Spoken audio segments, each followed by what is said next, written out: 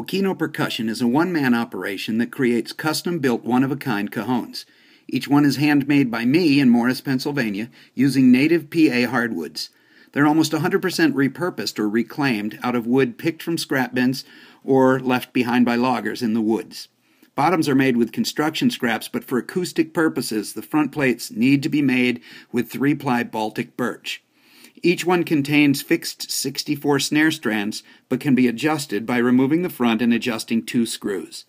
All of my cajones come with a snare-free rim shot stick in the top corner and are signed and numbered by me, even named, if there is something about the grain or color that brings a name to mind.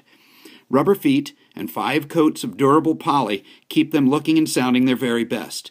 Cabinet size, materials, and design make them exceptionally loud with rich-sounding, remarkable bass response. For more information, go to okinopercussion.com.